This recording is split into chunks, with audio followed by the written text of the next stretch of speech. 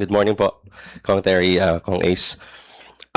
Doon po sa issue ng confidential funds, nabanggit ni Kong Terry kanina na naasahan nga po yung mga bukod dun sa mga names no na naibunyag sa acknowledgement receipts pati yung pagsasauli po ng confidential funds.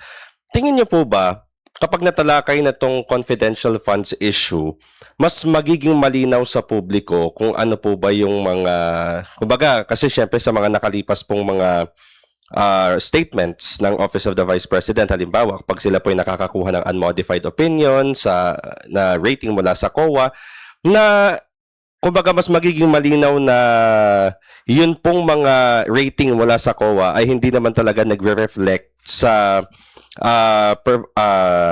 usapin ng confidential funds ng OVP. Kasi parang na ano po yun na-attribute po na wala naman pala talagang anomalya kasi may COA rating na ganito yung nakukuha yung OVP.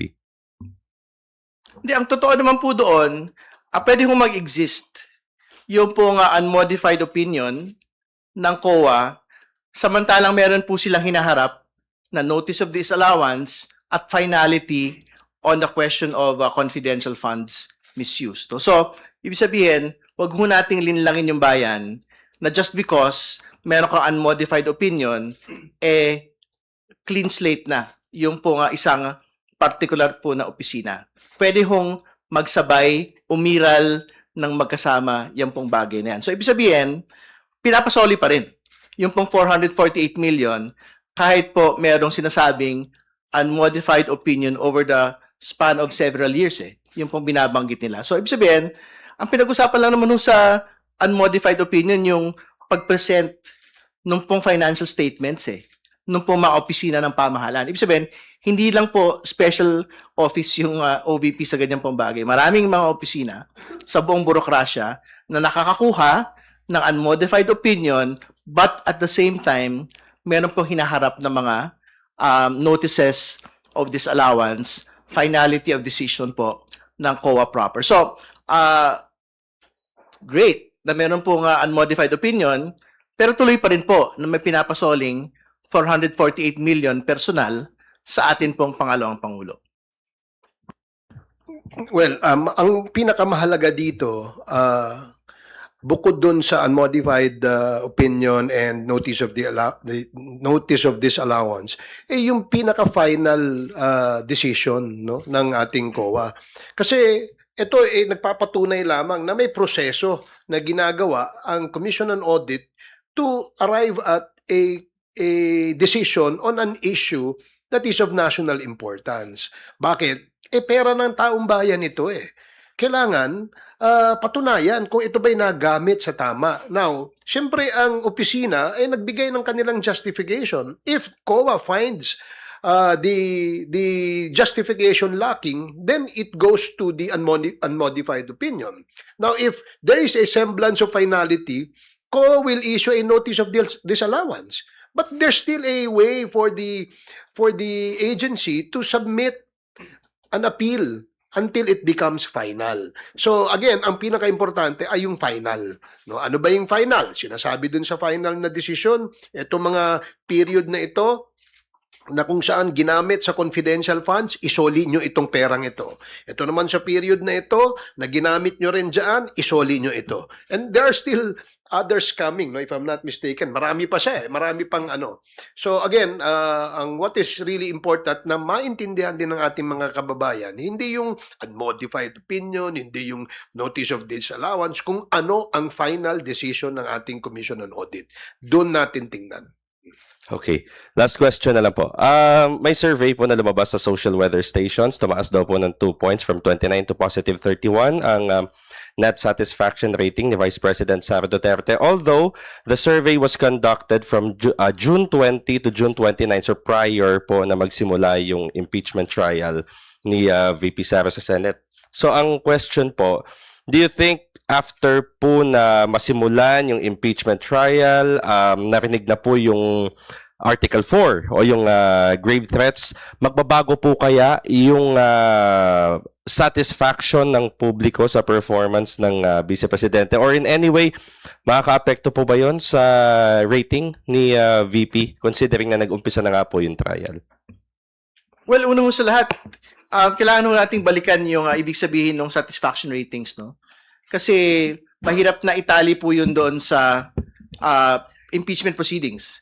Kasi I think a basic question ho on satisfaction ratings ay ano ba ang pagtingin po ninyo sa gampanin ng atin pong pangalawang Pangulo over the course of this particular period. So, I don't think nakatali siya doon sa ongoing impeachment proceedings against her today.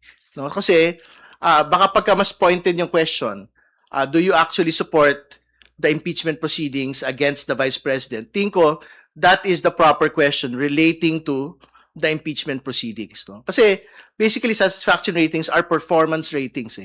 So, nakikita din naman ho natin yan. For example, the President had a better rating for this particular quarter. So, tingin ko, mahirap na i-conflate yung pong satisfaction performance ratings on how the impeachment proceedings, not just at the level of the Senate, but also at the level of the House, is when it is being compared to the performance of the Vice President.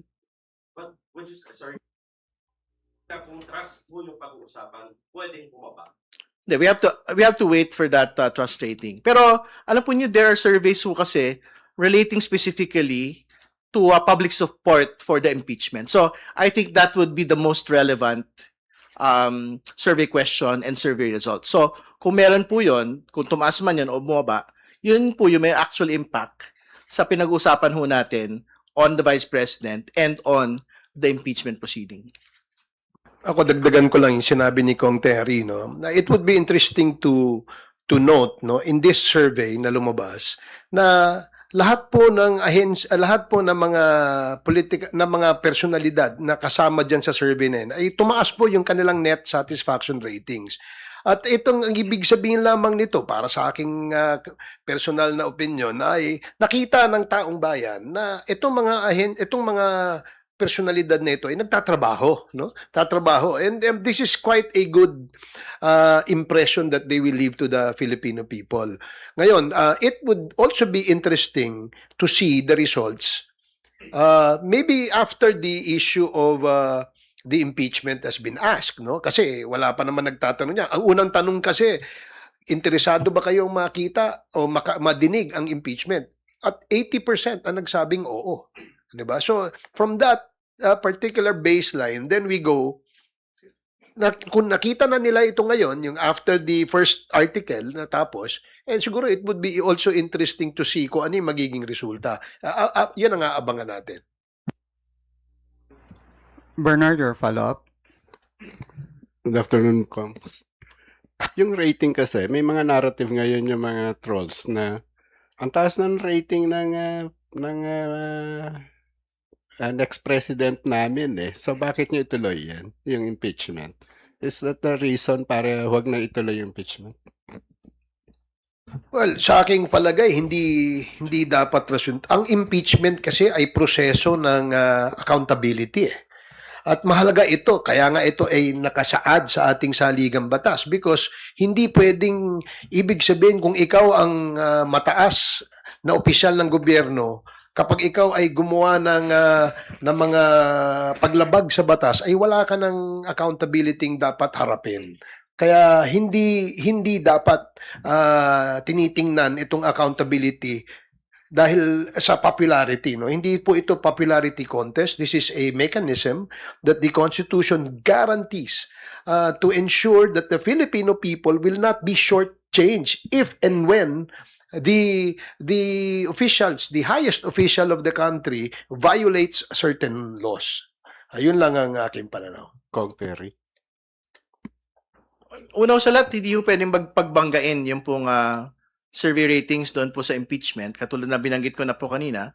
Kasi ang sinusukat po sa survey ratings, satisfaction ratings, ay kung maayos ho ba yung service delivery ng ating pong pangalawang Pangulo. So, ibig sabihin, kung magaling ho ba, at I think, nagbigay naman ho siya ng ulat sa bayan, no, na talagang tumutulong ho sila sa iba't ibang mga sektor. Na ginagawa rin naman po ng iba't ibang mga ahensya po ng pamahalaan.